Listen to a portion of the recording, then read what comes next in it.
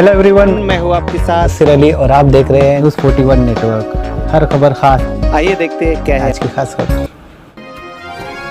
You are watching News 41 Network. Malegaon शहर में मालिकान की अब खैर नहीं। जी हाँ, मालेगांव में मजदूरों ने अब ठान लिया है कि अब वो किसी हाल भी चुप नहीं बैठेंगे। इस यूनियन का मकसद मज़दूरों को सरकारी स्कीमों से आरास्ता करना होगा और मिलने वाली तमाम सहूलियात दिलवाने में मदद करना होगा। याद रहे, ये यूनियन तमाम किस्म के यूनियन को एक करके बनाई गई है, जिसमें लूम चलाने वाले मज़दूरों से लेकर होटल के पच्चर तक शामिल होंगे। MDF सदर इमरान राशिद ने लोगों को बेदार होने के लिए कहा। अतीक कमाल ने भी इस जलसे में शामिल होकर अपने ख्यालात का इजहार किया। गटनी एंड यंत्र माग कामगार यूनियन नामी इस संगठन ने बाकायदा सदर का इंतखाब किया और यूनियन प्रेसिडेंट अब्दुल खालिक और सेक्रेटरी मिस्टर जावेद शाह को बनाया। लॉकडाउन में साबित किया, लॉकडाउन में 2 मरतबा मजदूर एहतजाज किए, कोई सियासी लीडर नहीं आया, मीडिया ने कवरेज किया, कलेक्टर से लेकर कमिश्नर तक आला अधिकारियों की मीटिंग बैठी, मजदूरों के जिम्मेदारान को बुलाया गया, सेठ हजरात को बुलाया गया और उनका जो मसला था पैसे का, वो पैसे का मसला हल हुआ। तो इससे ये साबित हुआ कि मजदूर अपनी लड़ाई खुद लड़ सकता है। अब रही बात ये कि किस तरह लड़ सकता है, वो तो पढ़ा लिखा नहीं है, वो तो तालीम याफ्ता नहीं है। तो आज हमारे शहर की हालत ये है, आज हमारा शहर इतना बेरोजगार हो चुका है कि यहाँ पर लूम के अलावा दूसरा कोई रोजगार नजर नहीं आता। इस शहर में बहुत तालीम याफ्ता अफराद भी है जो लूम चला रहे हैं, ये आप बखूबी जानते होंगे। अजान के बाद इंशाअल्लाह इस प्रोग्राम को आगे बढ़ाया जाए। आए हुए हमारे मेहनतकश भाई जाबिर शाह साहब ने तमाम जो मेहनतकश लोगों को इकट्ठा करने का आज इन्होंने काम किया है। शुरुआत में कोई बहुत तकलीफ आएगी, मगर आदमी अपने मकसद में जब लगा रहता है उसको जरूर कामयाबी मिलती है।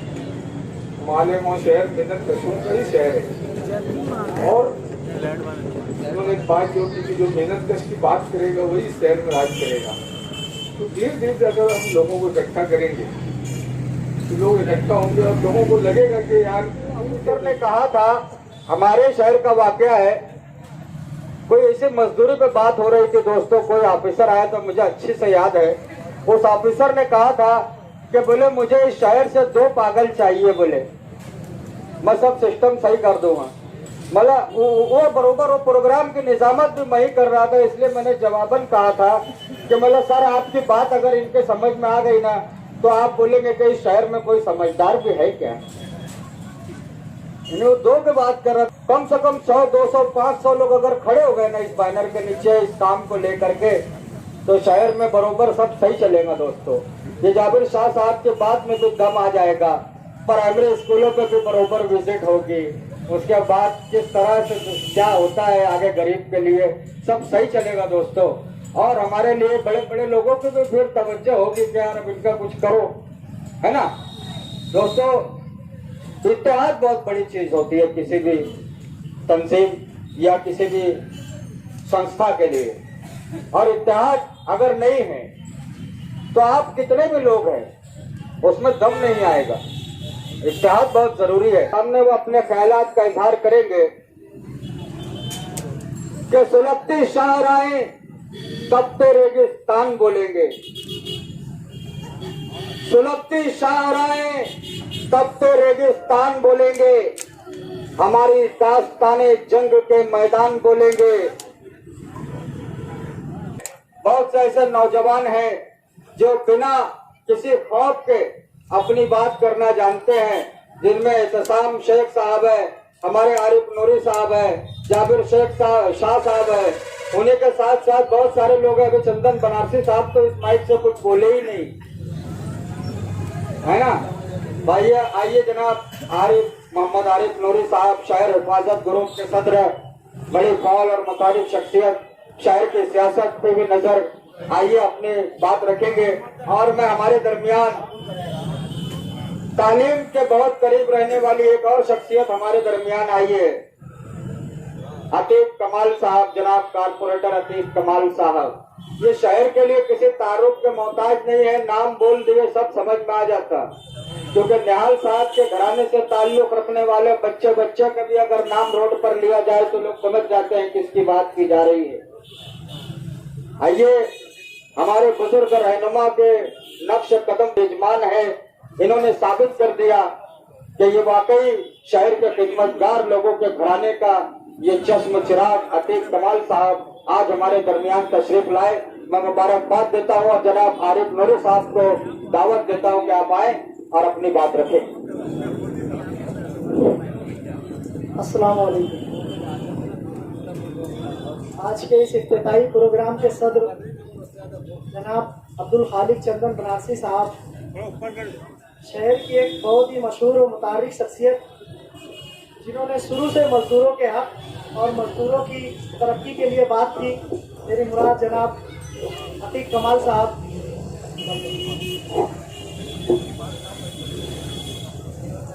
सूफी मुश्ताक साहब, मुख्तार तारम साहब, जाबिर शाह साहब, तमाम लोगों का नाम ना लेते हुए मैं एक बात कहना चाहता हूँ कि यहाँ मुझे ऐसे ऐसे हीरे जवाहरात नजर आ रहे हैं।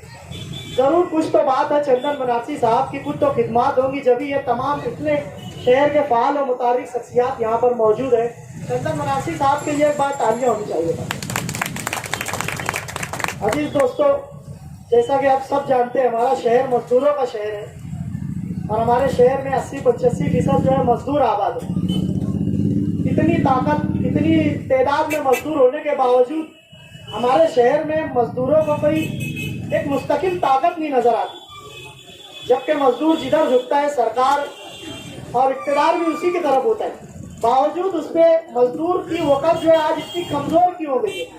इसकी वजह जहाँ तक मुझे समझ में आई कि शहर का मजदूर जो है टुकड़ों में और खानों में बटा हुआ है। मैं जहाँ तक समझता हूँ शहर में दर्जनों तंजीमें और अदारे शहर में मौजूद है जो मजदूरों के हक के लिए लड़ रहे हैं, मगर मजदूर फिर भी आज देखे, मजदूर जो 20 साल 30 साल पहले जिस हालत में था, जिस कंडीशन में था, आज भी शहर का मजदूर वही है। और हर आदमी आकर मजदूरों के लिए खड़ा होता है, बहुत बबांगे दहल चिल्लाता है और कहता है, बड़े बड़े लीडर आते हैं, मगर मजदूर का क्या हाल है? लॉकडाउन गुजरा पिछले टाइम हमारे दरमियान से, हमारे शहर में तो सब इंटरनेशनल लीडर है। क्या किया मजदूरों के लिए? इतने बड़े बड़े लीडर मजदूर के लिए जी जान, और ऐसा लगता है बस अपनी नस काट लेंगे, इतने ऐसे ऐसे लीडर है, मगर मजदूर आज भी परेशान है। तो ऐसा क्यों है? इसकी वजह है कि मजदूर जो है टुकड़ों में बटा हुआ। आज अमन गट्टी अंतरमार्ग के प्लेटफॉर्म पर मैंने देखा कि शहर के काफी फाल और मुतारिक शख्सियत लोग हैं। अगर ये तमाम लोग जो लोग यहाँ बैठे, अगर ये लोग अगर एक साथ अगर आ जाए, ये सब अलग अलग प्लेटफॉर्म पर है, तो यकीनन यही लोग इनकलाब ला सकते हैं, मैं ऐसा समझता हूँ। अजीज दोस्तों, आप लोगों ने देखा मालेगांव शहर में जाबिर शाह साहब, जिनको मैं बहुत करीब से जानता हूँ, बहुत सारे हमने काम किए। अगर मुझे अमन गट्टी अंतरमार्ग से उम्मीदें इसलिए भी है क्योंकि मैं इनको बहुत करीब से जानता हूँ। बहुत सारे काम जाबिर भाई और अब्दुल खालिक चंदन बनारसी साहब हमने किए हैं। मुझे उम्मीद है कि ये लोग मजदूरों के हक के लिए और तरक्की के लिए आवाज उठाएंगे। मैं शेर पर अपनी बात खत्म करता हूँ कि जो चांद ढूंढ रहे हैं इमरान राशिद साहब, जो चांद ढूंढ रहे हैं, मैं उनके साथ नहीं, क्योंकि सवेरा निकालना है मुझे। अस्सलाम वालेकुम। देखिए दोस्तों, वक्त बहुत कम बचा है और शाम शेख साहब डेवलपमेंट फ्रंट के सदर, वो हमारे दरमियान अपनी बात रखना चाहते हैं। मैं समझता हूँ कि 2 लोग और बोलना है दोस्तों, और मुकर्रिरीन ने खुद समझना है कि वक्त को कैसे बचाना है और सागर को गागर में किस तरह लाना है। ये बहुत पहले मान दे रहा हूँ तुमको। मैं सबसे पहले अमन गट्टी जो है उनका जो है शुक्रिया अदा करता हूँ कि उन लोगों ने हमको जो है इस प्रोग्राम के लिए इनवाइट किया। और अक्सर हमारी भी कोशिश यही रही है कि मजदूर जो है उनके साथ ही हम जुड़े। तो किसी मजदूर से मैंने एक बार सवाल किया कि कि आपकी उम्र में लगभग आपको 10 से 15 साल से देख रहा हूँ कि आप इसी तरह तब भी आप इसी तरह मेहनत कर रहे हो, और इतनी उम्र होने के बाद भी जो आपके अंदर कोई चेंजेस वगैरह नहीं आए। तो उन्होंने मुझे कहा कि इतनी उम्र मेरी हो गई, तो उन्होंने एक शेर कहा था कि मुझे थकने नहीं थे। उन्होंने एक शेर कहा था कि मुझे याद करने दो 2 मिनट। मुझे थकने नहीं देता ये जरूरत का पहाड़, मुझे थकने नहीं देता ये जरूरत का पहाड़, मेरे बच्चे मुझे बूढ़ा होने नहीं देते। तो ये शेर सुनने के बाद जब मेरे दिल में जो दचका पैदा हुआ तो मुझे बड़ा एहसास हुआ। तो यही मालेगांव शहर की सारी आबादी के अंदर मजदूर तबका ज्यादा है, लेकिन इन लोगों ने अपनी कीमत को नहीं पहचाना। क्यों? कि किसी भी सीन को जाने के लिए एक प्लेटफॉर्म की जरूरत होती है। तो मैं मजदूर यूनियन के हर लोगों से यही कहना चाहता हूं कि आप इत्तेहाद के साथ एक प्लेटफॉर्म पर काम करें तो इंशाअल्लाह मालेगांव में तब्दीली जरूर आएगी, और अपना हक लेने की कोशिश कीजिए। और दूसरी सबसे अहम बात, मालेगांव शहर की सबसे बड़ी और खराब बात यह है कि ये लोग 300-500 रुपयों में जो अपनी कीमती वोटे जो देकर लोगों को जिताकर इक्तिदार में लाते हैं, वो लोग कुछ काम नहीं करते। 302 में आप गलत फैसला ले लेते और वो बैठकर जमीन जायदाद और प्रॉपर्टी अपनी बनाते जा रहे हैं। तो मैं मजदूर यूनियन से यही कहूंगा कि आप अपनी वोट को भी पहचाने और एक प्लेटफॉर्म पे आकर काम करें। इंशाअल्लाह मुझे ये उम्मीद है कि मालेगांव में तब्दीली यही मजदूर और हम जैसी टीम मालेगांव डेवलपमेंट फोरम मजदूरों के साथ है। जहाँ भी गवर्नमेंट की स्कीमें होगी, जहाँ पर पेपर चलाने की जरूरत होगी, जहाँ पर जो भी स्कीमें निकालना होगा, MDF वहाँ पर आपका साथ देंगी। और मैं आपसे एक और आखिरी रिक्वेस्ट कहकर अपनी बात खत्म करता हूँ कि जहाँ भी आप काम कर रहे हो वहाँ पर चार्ट हो, गवर्नमेंट का एक चार्ट लगाओ कि आपको ये टाइमिंग से ये टाइमिंग काम करना है, आपको यहाँ सहूलत ये होना चाहिए, बाथरूम का नस्ब होना चाहिए। तो मैं यूनियन वालों से ये कहूंगा कि ये सारी चीजों को भी देखें और हमसे जुड़े। इंशाअल्लाह हम आप भरपूर ताउन करेंगे। देखिए दोस्तों, इमरान राशिद साहब, बहुत वक्त कम बचा है, जल्दी आ जाइए जनाब, क्योंकि ये प्रोपेगेंडा सेक्रेटरी जाबिर शाह साहब को बनाया गया है। दोस्तों वो आए और अपने सर्टिफिकेट सदर साहब के हाथों लेकर के जाए।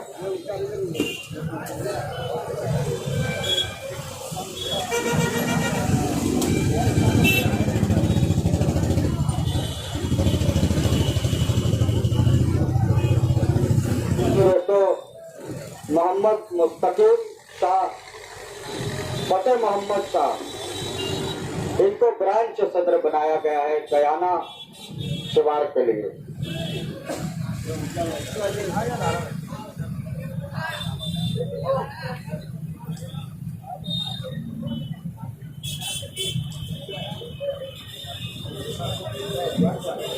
रियाज शाह रशीद शाह को वो आए और अपना सर्टिफिकेट सदर साहब के हाथों लेकर के जाएं।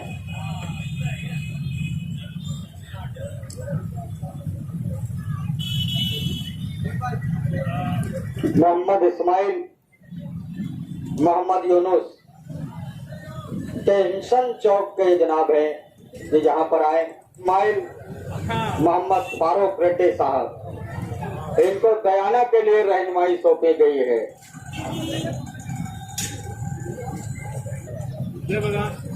मोहम्मद, देखिए दोस्तों, इनको देख करके इनको ओहदा दिया गया, ज्वाइंट सेक्रेटरी हैं जाबिर शाह साहब।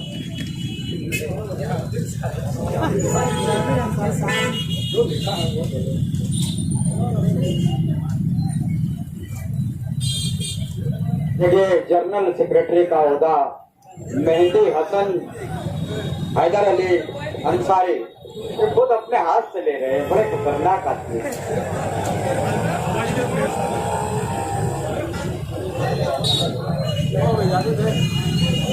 मामूल लोग भी काम करते हैं, वो तमाम के तमाम ही मजदूर हैं। बड़े अफसोस की बात है, अफसोस की बात यह है कि मालेगांव शहर 70% मजदूरों का शहर है, मगर यहाँ का मजदूर बेदार नहीं है, यहाँ का मजदूर गफलत में है।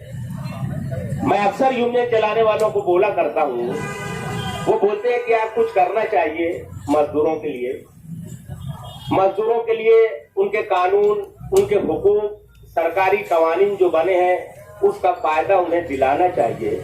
दोस्तों और बुजुर्गों, हम जिस कौम में हैं, हम जिस मजहब को मानने वाले हैं, आप जानते हैं कि अल्लाह पाक ने एक कानून, एक ज़ाब्ता हयात पूरी इंसानियत के लिए भेजा, मगर उसको जिन लोगों ने कबूल कर लिया, जिन लोगों ने मान लिया, उनको कहा जाता है कि वो मुसलमान है। अल्लाह ने एक किताब नाजिल की इंसान की पहला फलाह व बहबूद के लिए। पूरी इंसानियत के अंदर, पूरी दुनिया के अंदर जिस कौम ने, बड़े अफसोस की बात यह है कि 1971 में जो मिनिमम वेजेस एक्ट था, अगर यहाँ के लीडरान सही तरीके से उस कानून के ऊपर अमल करवा देते कि कारीगर को 8 घंटा ड्यूटी लागू करवा देते, मिनिमम वेजेस एक्ट के हिसाब से जो पगार है उनको दिला देते, तो आज ये मजदूर 4 लूम से ज्यादा नहीं चलाता अगर कानून उस वक्त मुकम्मल तरीके से नाफिज हो जाता। मैं बोलना ये चाहता हूं कि 4 लूम चलाने वाला मजदूर इस महंगाई के साथ साथ उससे मुकाबला करने के लिए 4 से 6 लूम चलाने लगा, 6 से 8 लूम चलाने लगा, 8 से 12 चलाने लगा, 12 से 14 चलाने लगा और कानून का उल्लंघन करने लगा और अपनी सेहत का सत्यानाश करने लगा। अपनी सेहत के साथ साथ अपने बच्चों के मुस्तकबिल का भी वो खिलवाड़ कर रहा है। अरे कानून बना है, आप सख्ती से अमल करो, 8 घंटा ड्यूटी करो और कानून से पगार लो, कानून से चलो, आप भी महफूज रहोगे, शहर भी महफूज रहेगा, आपके बाल बच्चों को भी मुस्तकबिल में कुछ कानून मिलेगा।